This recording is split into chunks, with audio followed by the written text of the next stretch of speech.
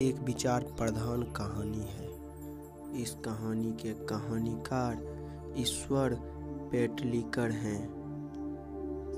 इसमें कहानीकार ने एक माँ की ममता का बड़ा ही मार्मिक चित्रण किया है। माँ के लिए बच्चा समान तथा प्रिय होता है, किंतु माँ का प्रेम उस बच्चे के प्रति अधिक होता है जो सबसे छोटा होता है। माँ की 4 संतान हैं, जिसमें 2 बड़े पुत्र शहर में नौकरी करते हैं तथा एक बेटी की शादी हो चुकी है और वह अपने ससुराल में है। छोटी बेटी मंगू पागल है। माँ मंगू को बहुत लाड प्यार करती है। उसकी सेवा देखरेख सब माँ ही करती है। उसकी सेवा देखकर लोग दंग रह जाते हैं। जितना ध्यान माँ मंगू की रखती है, अपने दोनों कमाऊ बेटे और शादीशुदा बेटी का भी नहीं रखती।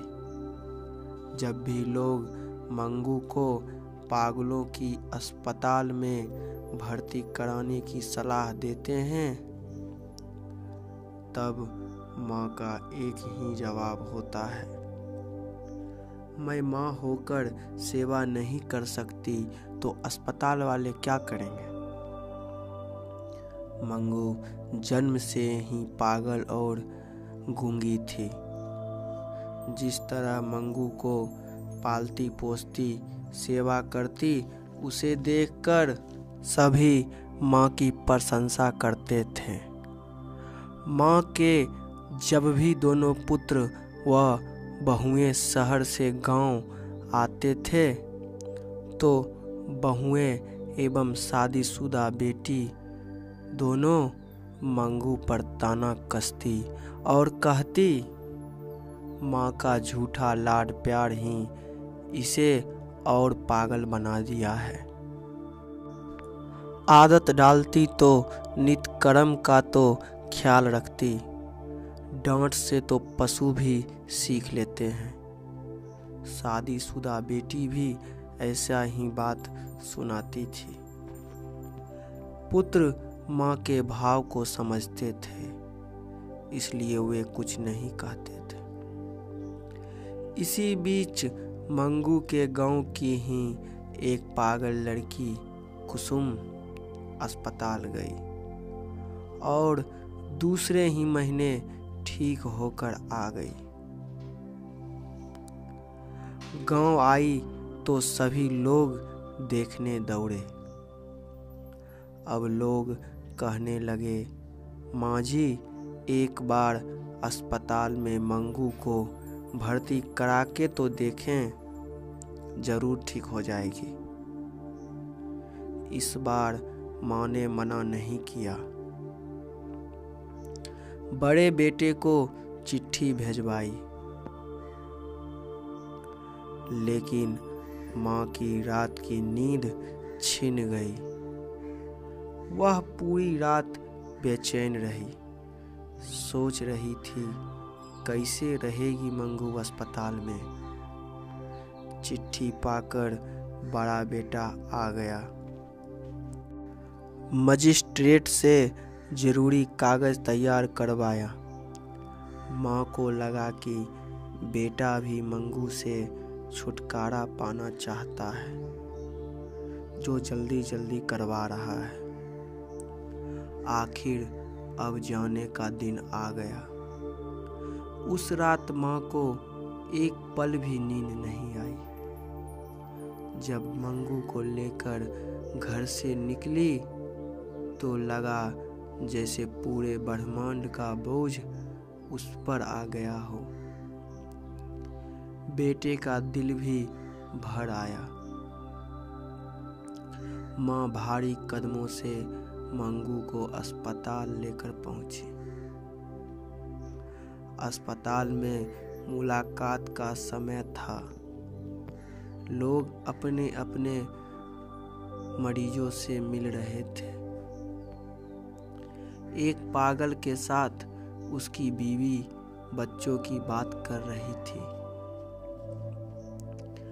एक पगली तो अपने पति से लिपट गई, बोली, ये भूतनियाँ मुझे अच्छे कपड़े नहीं देती।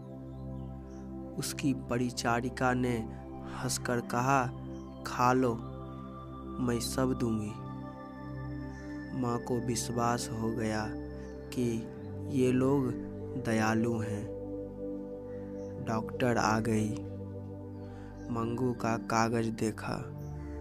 बेटे ने कहा, मेरी मंगू का ख्याल रखिएगा। मैट्रन ने कहा, आपको चिंता करने की जरूरत नहीं।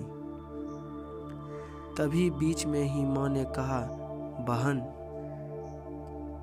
यह एकदम पागल है, कोई न खिलाए तो खाती भी नहीं, नित्य-कर्म भी खुद से नहीं करती, रोशनी में इसे नींद नहीं आती। कहते कहते माँ रो पड़ी। सभी लोग उसकी रुलाई से संजीदा हो गए। मैट्रेन ने कहा, धीरज रखें, यह भी कुसुम की तरह ठीक हो जाएगी। यहाँ 4-5 बार बिछावन की जांच होती है।